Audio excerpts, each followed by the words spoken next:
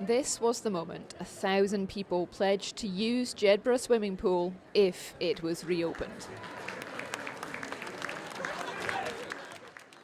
The facility shut down late last year after the Jedburgh Leisure Facilities Trust ran out of money, but it's clear the level of feeling around its closure has not ebbed.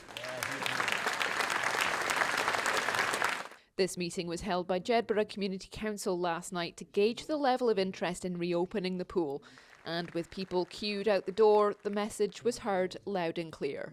The most important thing is to make sure, right, that the building is viable. After that, right, it's getting a new committee formed to take over the running of the facilities. Once we've got the running of the facilities, making sure that we've got absolute footfall coming into that swimming pool and using the facilities that are actually there for them. And it was the footfall that proved to be the downfall of the Laidlaw Memorial Pool.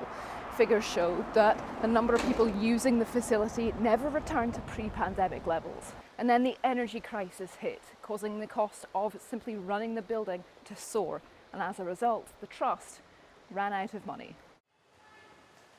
Scottish Borders Council did provide extra funding in August, but it wasn't enough to keep it open. That didn't stop a lot of the anger at last night's meeting being directed at the council and local councillors.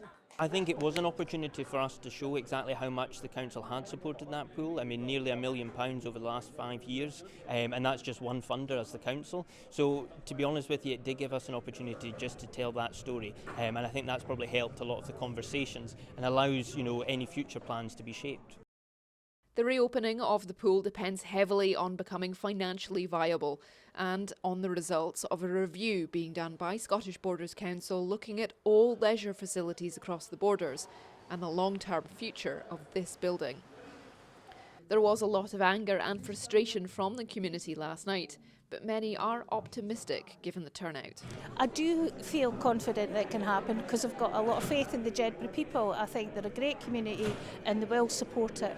The public didn't know how bad it actually was, that if they'd given us more information sooner, perhaps we could have stepped in quicker to help. So I think that's where the upset of the pool being closed has come about as well. I was a competition swimmer throughout most of my life at all different sorts of levels, and I used the pool regularly, maybe up to 3, 4, 5 times a week. And something that I think would improve footfall would be to look at swimming as a sport, and that's been completely missing from the previous regime. Local MSP Rachel Hamilton also turned up to show her support, and I asked her if she was willing to go even further.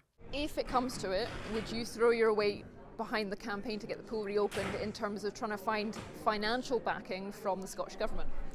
I'll do anything to support the people of Jedburgh. The people of Jedburgh have spoken tonight. They want the pool. They've turned out in their droves. There was standing room only, and they have said we need a pool. We don't just want a pool, we need a pool, and I will make representation in the Scottish Parliament on behalf of Jedburgh to ensure that we can get this pool opened once again. The building is back under the control of Live Borders and the council until a decision is made on its future. And that depends on 3 things. The longevity of the building itself, there being a sound business plan to make sure it breaks even if it does reopen, and the community here being willing to put their money where their mouth is. Isla Todd, ITV News, Jedburgh.